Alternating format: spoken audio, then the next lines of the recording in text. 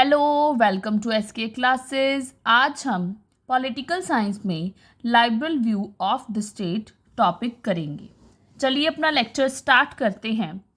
राज्य के संबंध में अलग अलग विद्वानों ने अलग अलग विचार प्रकट किए हैं। वैसे तो अलग अलग विद्वानों ने विचारों में व्यापक रूप से भिन्नता पाई गई है, फिर भी हरेक दृष्टिकोण समय और स्थिति के अनुसार विशेष महत्व रखता है। कुछ विद्वानों के अनुसार राज्य एक नैतिक संस्था है, कुछ का मानना है कि राज्य एक दैवी संस्था है, कुछ के अनुसार राज्य शक्ति संस्था है और कुछ के अनुसार मनुष्यों के हितों की पूर्ति का एक यंत्र है। राज्य से संबंधित 3 दृष्टिकोण हैं: उदारवादी दृष्टिकोण, मार्क्सवादी दृष्टिकोण तथा गांधीवादी दृष्टिकोण। आज हम उदारवादी दृष्टिकोण के बारे में चर्चा करेंगे। उदारवादी दृष्टिकोण राज्य से संबंधित सबसे पुराना और वर्तमान युग का सबसे लोकप्रिय दृष्टिकोण है। उदारवादी दृष्टिकोण उतना ही पुराना है जितना कि राजनीतिक विचारधारा है। उदारवादी दृष्टिकोण ने आज संसार के हर देश को किसी न किसी रूप से अवश्य ही प्रभावित किया है। इसका उद्देश्य व्यक्ति को हर प्रकार के असीमितवाद से मुक्त करवाना और व्यक्ति के विकास में आने वाली रुकावटों को दूर करना है। इस विचारधारा के प्रमुख समर्थक कौन कौन हैं? प्लेटो, अरिस्टोटल, लॉक, J.S. मिल, रूसो, एडम स्मिथ तथा T.H. ग्रीन हैं। उदारवाद के रूप फॉर्म्स कौन कौन सी हैं? पुरातन या परंपरावादी उदारवाद, आधुनिक या समकालीन उदारवाद। सबसे पहले बात करती है परंपरावादी उदारवाद की। यह व्यक्ति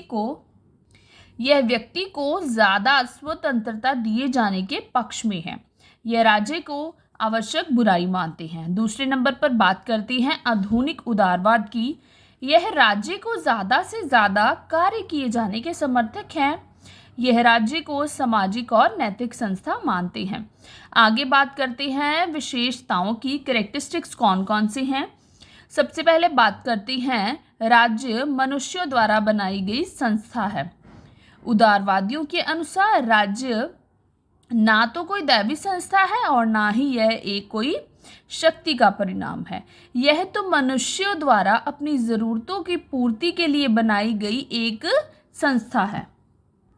दूसरे नंबर पर है राज्य बुराई है। परंपरावादी उदारवादी राज्य को आवश्यक बुराई मानते हैं। उनका मानना है कि जो कार्य व्यक्ति आप नहीं कर सकता, उन कार्यों का राज्य द्वारा किया जाना चाहिए, पर राज्य अपने कानूनों द्वारा व्यक्ति की स्वतंत्रता का नाश करता है, इसीलिए राज्य को बुराई माना गया है। तीसरे नंबर पर है राज्य साधन है। उदारवादियों का विचार है कि राज्य का निर्माण व्यक्ति ने अपनी ज़रूरतों की पूर्ति के लिए किया है, इसीलिए यह उद्देश्य ना होकर साधन है। आगे है राज्य का सीमित कार्य क्षेत्र। उदारवादी राज्य को असीमितवाद के विरुद्ध है। वे राज्य को असीमित कार्य किए जाने के विरुद्ध हैं। 5वें नंबर पर है राज्य अधिकारों का रक्षक है। बहुत सारे विचारकों का मानना है कि जो राज्य है वो व्यक्ति के अधिकारों की रक्षा करता है। 6ठे नंबर पर बात करते हैं लोकतंत्रीय शासन के समर्थक।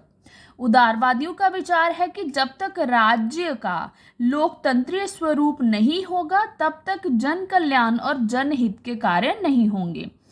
इन सबको पढ़ने के बाद क्या निष्कर्ष निकलता है कि जो राज्य का उदारवादी सिद्धांत है वो व्यक्ति को अधिक महत्व देता है। इसके विपरीत राज्य की क्षमता को कम करके आंका जाता है। Thank you for watching.